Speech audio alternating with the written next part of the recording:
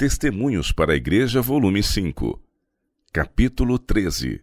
Roubará o homem a Deus?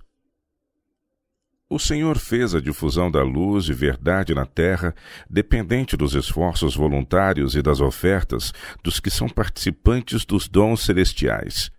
Relativamente poucos são chamados a viajarem como pastores ou missionários, mas multidões devem cooperar em disseminar a verdade através de seus recursos. A história de Ananias e Safira nos é dada para que possamos compreender o pecado do engano com respeito a nossas dádivas e ofertas.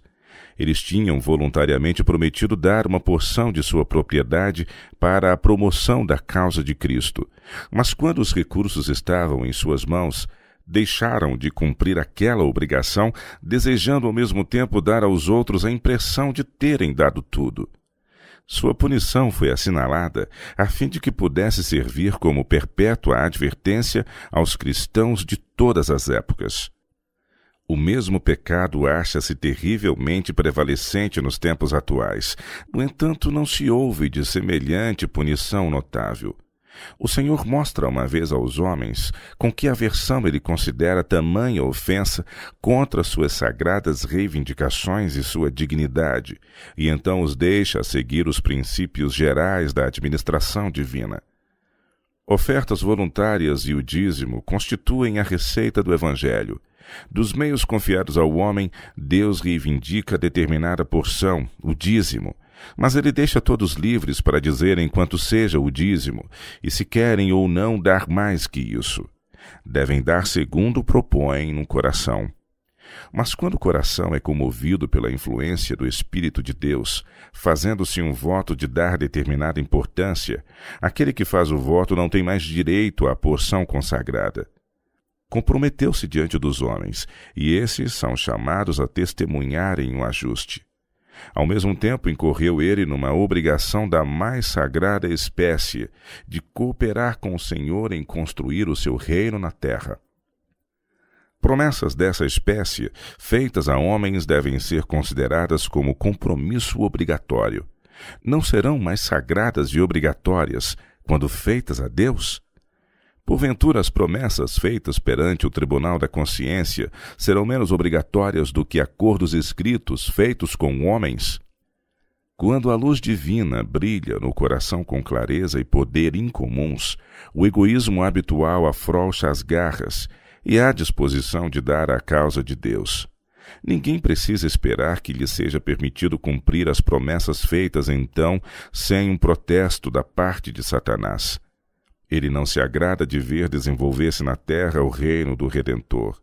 Sugere ele que a promessa feita foi demasiadamente grande, que lhes poderá anular os esforços de adquirir propriedade ou satisfazer aos desejos da família. É maravilhoso o poder que Satanás tem sobre a mente humana.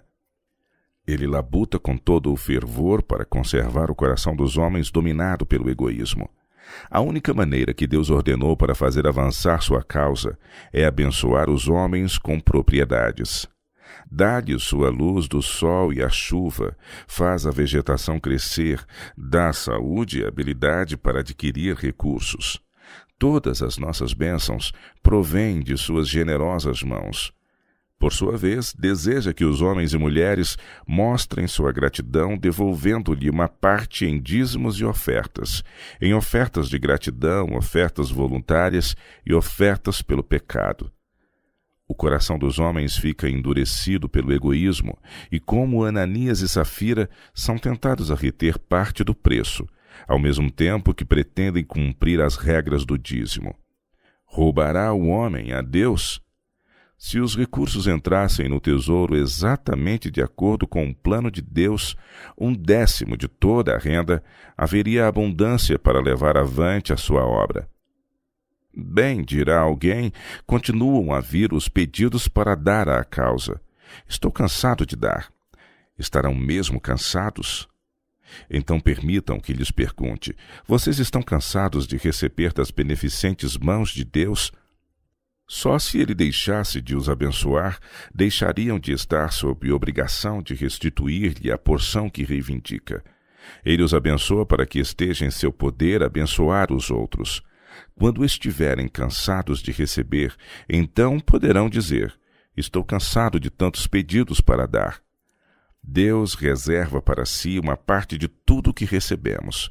Quando essa lhe é restituída, a parte restante é abençoada. Mas se for retirada, tudo se tornará mais dia menos dia uma maldição. A reivindicação divina deve vir primeiro. Tudo o mais é secundário. Em cada igreja deveria ser estabelecido um tesouro para os pobres.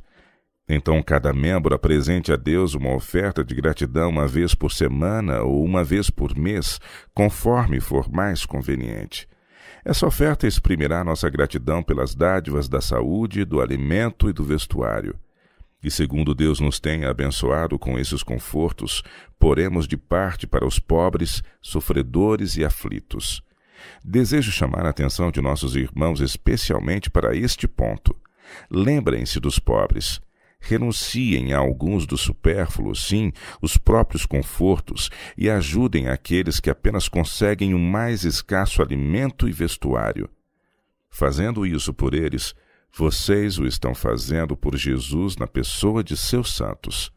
Ele identifica-se com a humanidade sofredora. Não esperem até que estejam satisfeitas todas as suas necessidades imaginárias. Não confiem em seus sentimentos, dando quando estão inclinados a fazê-lo e retendo quando não têm desejo.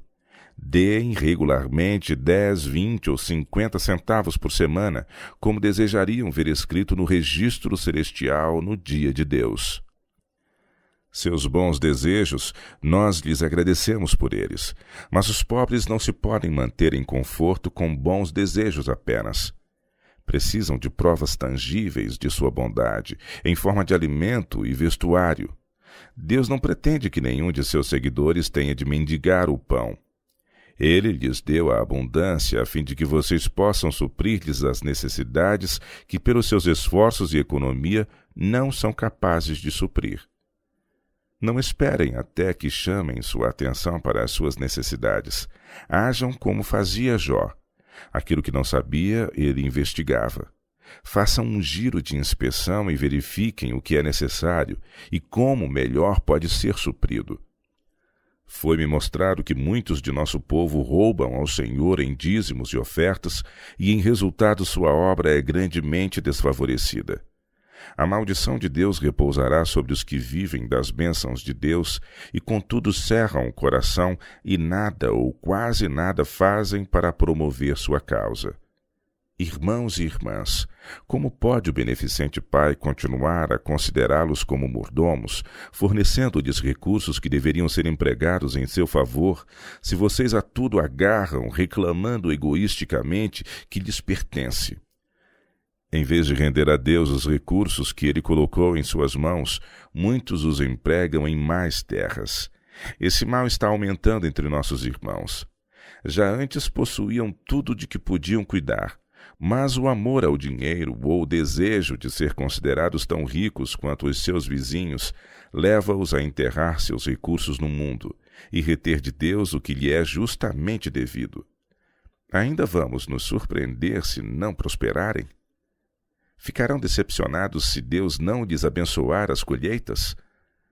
Se nossos irmãos se lembrassem de que Deus pode abençoar uns poucos hectares de terra e torná-los tão produtivos como se fosse uma grande propriedade, não continuariam a enterrar-se em aquisições, mas deixariam seus recursos derivarem para o tesouro de Deus. Olhai por vós, disse Cristo, não aconteça que os vossos corações se carreguem de glutonaria, de embriaguez e dos cuidados da vida.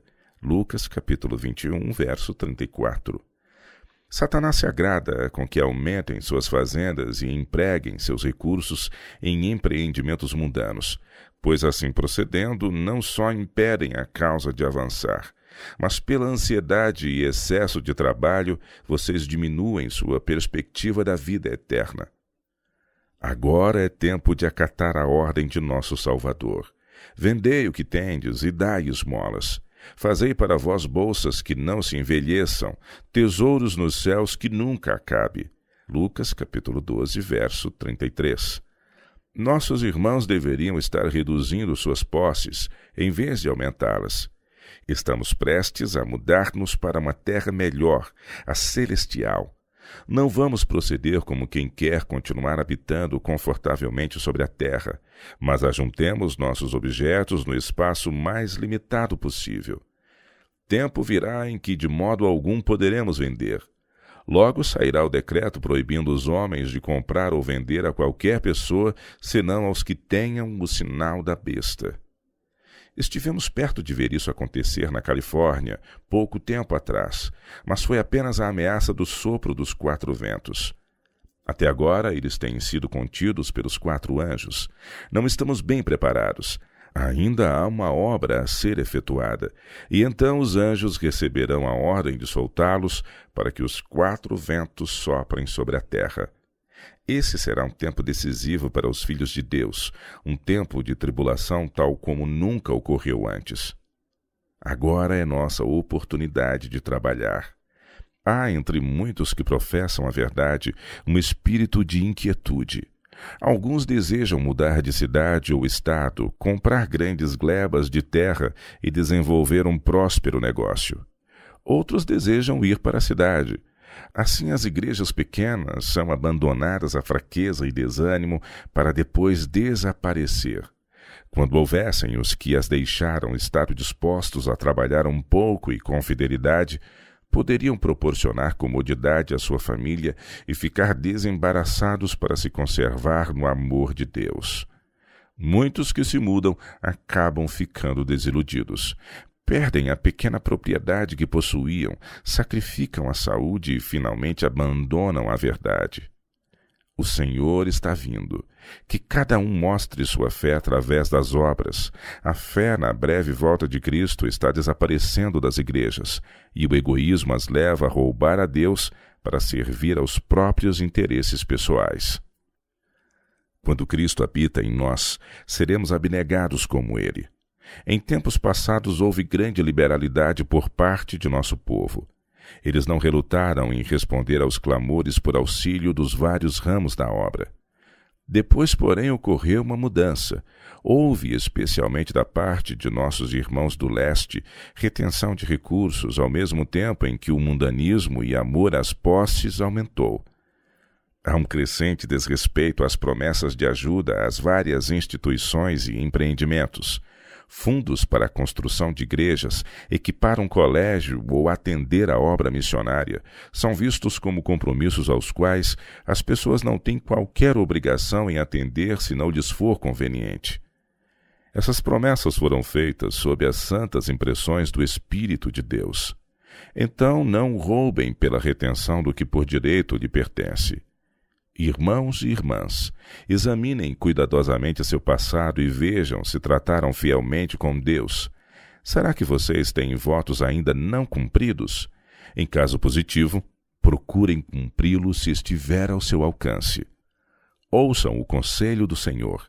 Trazei todos os dízimos à casa do tesouro, para que haja mantimento na minha casa, e depois fazei prova de mim, diz o Senhor dos Exércitos, se eu não vos abrir as janelas do céu e não derramar sobre vós uma bênção tal, que dela vos advenha maior abastança. E por causa de vós repreenderei o devorador, para que não vos consuma o fruto da terra, e a vide no campo não vos será estéril, diz o Senhor dos Exércitos.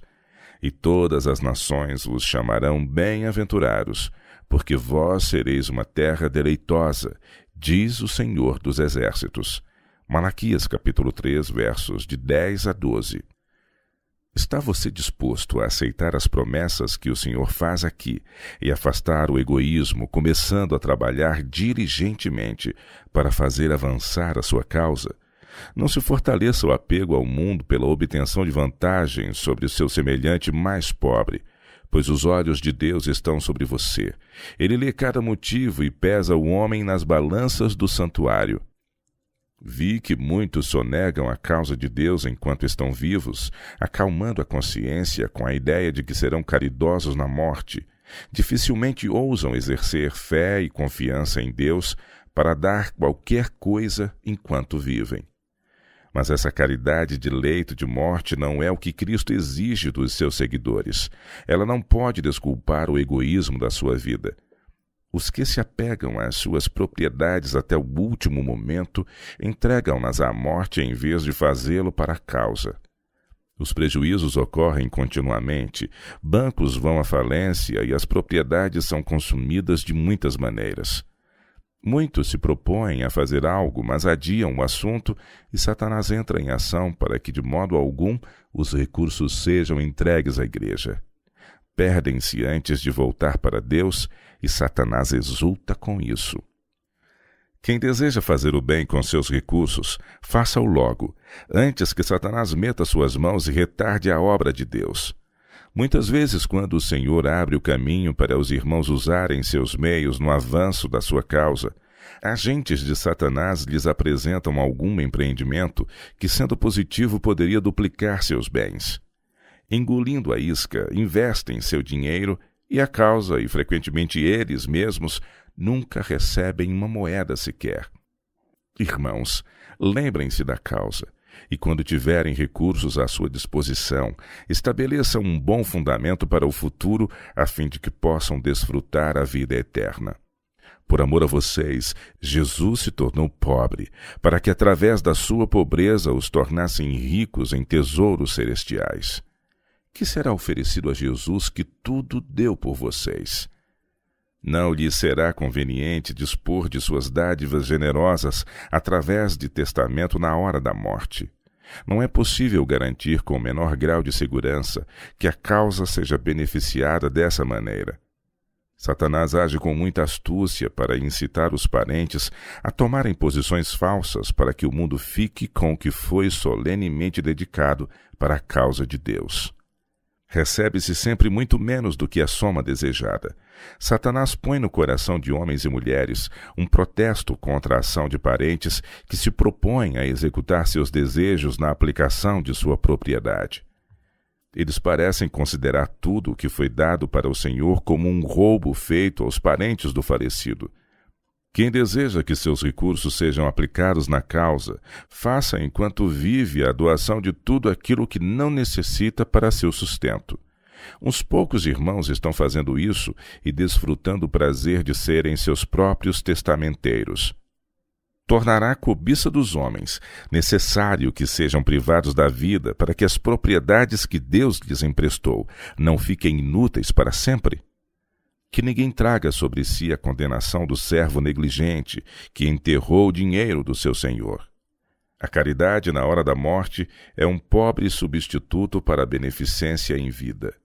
Muitos legam tudo para amigos e parentes, exceto uma insignificância que dão para o supremo amigo, aquele que se tornou pobre por causa deles, que sofreu insultos, zombarias e morte para que pudessem ser filhos e filhas de Deus. Contudo, esperam que quando os justos mortos ressuscitarem para a vida imortal, esse amigo os leve também para suas eternas habitações. A causa de Cristo é roubada, não por um simples pensamento passageiro, não por um ato impensado, não. É por um ato deliberado de quem faz o próprio testamento, colocando suas propriedades à disposição de descrentes. Depois de terem roubado a Deus durante a vida, alguns continuam a roubá-lo após a morte, e fazem isso com o pleno consentimento de todas as suas faculdades mentais, num documento que é chamado de seu testamento. Qual pensam será o testamento do Mestre em seu favor, por assim procederem para com ele? Que dirão quando se lhes pedir conta de sua mordomia? Irmãos, despertem dessa vida de egoísmo e procedam como cristãos coerentes. O Senhor exige que economizem seus recursos e façam fluir para seu tesouro tudo aquilo que não necessitarem para seu conforto.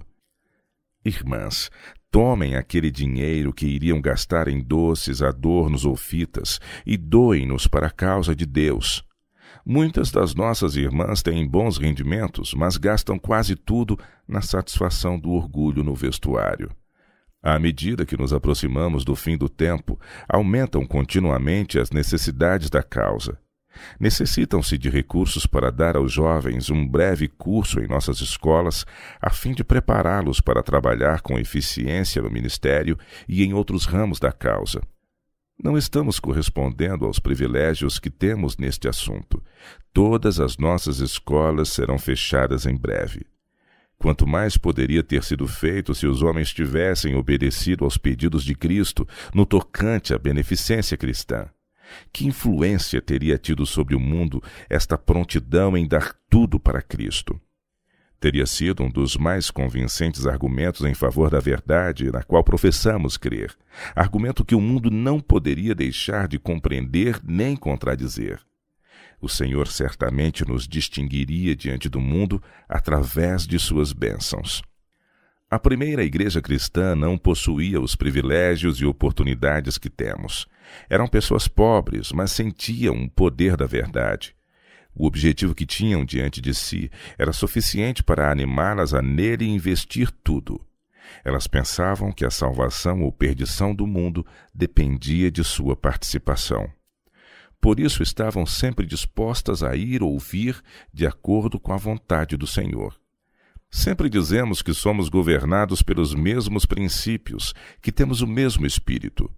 Mas ao invés de darmos tudo para Cristo, muitos temos tomado uma parte do ouro e das vestes de Babilônia e escondido para nós. Se a presença de um só Acã foi suficiente para enfraquecer todo o acampamento de Israel, será que ainda vamos nos surpreender diante dos pequenos sucessos que conseguimos, uma vez que cada igreja e quase cada família tem o seu Acã? Partamos individualmente para o trabalho de estimular outros pelo nosso exemplo de beneficência desinteressada. A obra poderia ter avançado com muito mais poder se todos tivessem feito o que pudessem para suprir o tesouro com recursos.